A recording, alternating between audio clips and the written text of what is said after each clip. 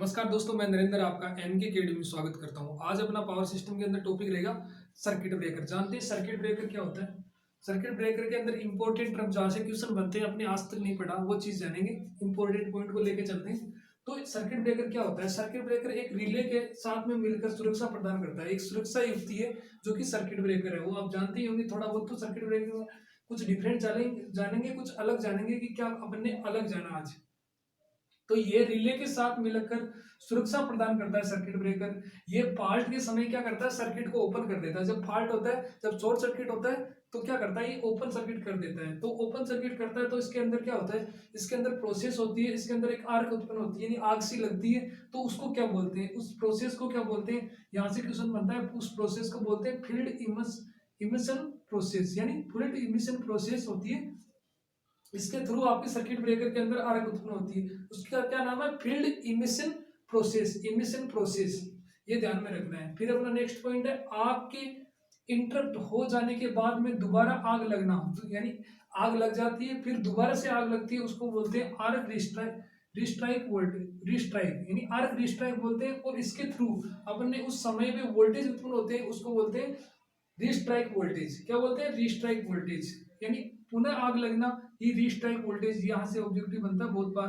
तो ये देखना है, कुछ अलग चीजें हैं, इनको ध्यान में देखोगे तो आपको अच्छे से समझ में आ जाएगा। फिर जानेंगे रिस्ट्राइक वोल्टेज हमेशा पीक वैल्यू पे होते हैं। रिस्ट्राइक वोल्टेज हमेशा किस वैल्यू पे होते हैं? पीक वैल्यू पे होते हैं। यह ट्रांसमिशन लाइन के लिए ज्यादा खतरनाक होती है, यानी रिस्ट्राइक वोल्टेज ट्रांसमिशन लाइन के लिए बहुत ही ज्यादा खतरनाक होते हैं। रिस्ट्राइक वोल्टेज ट्रांसमिशन लाइन के लिए ज्यादा खतरनाक होते हैं।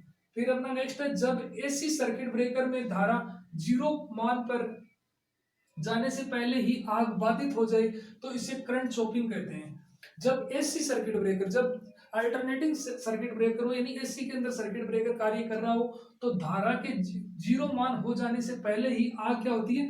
बाधित हो जाती है, यानी बाधा आ जाती है, आग के अंदर बाधित हो जाती है, यानी रुक जाती है। तो इसे क्या कहते हैं? इसे करंट चॉपिंग कहते हैं। क्या कहते हैं? करंट चॉपिंग, यानी आग लगने को बाधित हो जाने में अपने 0 मान से पहुंचने से पहले ही ये बाधित हो जाती है, तो उसे क्या कहते हैं? करंट चॉपिंग कहते हैं।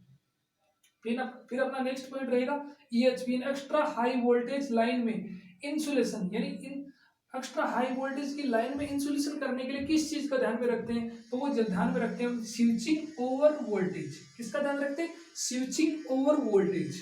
तो ये आपको ध्यान में रखना, स्विचिंग ओवर वोल्टेज को ध्यान में रखा जाता है। फिर अपना करंट चॉपिंग को दूर करने के लिए प्रतिरोध का इस्तेमाल किया जाता है, यानी करंट चॉपिंग की इसको दूर करने के लिए अपन क्या करते हैं? रेजिस्टेंस का इस्तेमाल करते हैं। तो रेजिस्टेंस का इस्तेमाल कितना करते हैं? उसको फॉर्मूला है R बराबर 0.5 under root L upon C. तो इस फॉर्मूला के थ्रू अपन यहाँ पे रेजिस्टेंस लगाते हैं, यानी कितना कैपेसिटेंस वगैरह, ये सब कुछ ये फॉर्मूला सीधा सीधा आता है कि करंट चॉपिंग को दूर करने के लिए तो रेजिस्टेंस का इस्तेमाल करते हैं। तो उस रेजिस्टेंस का फॉर्मूला, तो ये रेजिस्टेंस का फॉर्मूला हो गया। फिर अपना प्रोस्पेक्टिव वोल्टेज का अपना फॉर्मूला है वो V बराबर I under root L C, V बराबर I under root L upon C. तो ये आई कौन सी है? ये है प्रोस्पेक्टिव करंट है, ये प्रोस्पेक्टिव करंट हो गया। तो प्रोस्पेक्टिव वोल्टेज आ जाएगा इसके रिस्पेक्ट में, इसका मात्रक है वो वोल्टेज, यानी V का मात्रक वोल्टेज होता है, ये आपको पता है। तो ये तो हो गई आपकी कुछ अलग चीजें। ये चीजें हैं जो कि बेसिक चीजें, इंपॉर्टेंट मेंशन कर लो यहाँ पे, ये बहुत बार एग्जाम में पूछी जाती है, रिपीटेड क्वेश्चन है।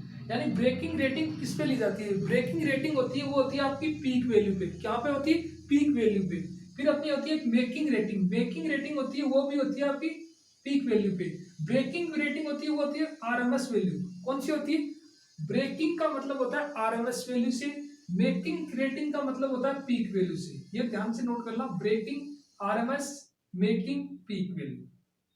फिर आता है, ये फॉर्मूला बहुत बार बनता है, ये तो छोटी मोटी एग्जाम में भी बहुत बार पूछा जाता है। मेकिंग कैपेसिटी बराबर होता है, मेकिंग कैपेसिटी बराबर होता है 2.5 गुना ब्रेकिंग कैपेसिटी। ये होता है मेकिंग कैपेसिटी बराबर होता है 2.5 गुना ब्रेकिंग कैपेसिटी। ये आपको फॉर्मूला नोट कर लो। ये तीन चीजें बहुत ही इंपॉर्टेंट चीजें, इनको अलग से नोट कर लो स्टार लगा के, और इस सब कुछ को नोट कर लो, क्योंकि यहाँ से क्वेश्चन बनेंगे तो ऐसे लगेगा कि ये देखा हुआ ही नहीं है, यहाँ से कैसे क्वेश्चन आ गया। तो इसको स्क्रीनशॉट ले लो और इनको नोट कर लो।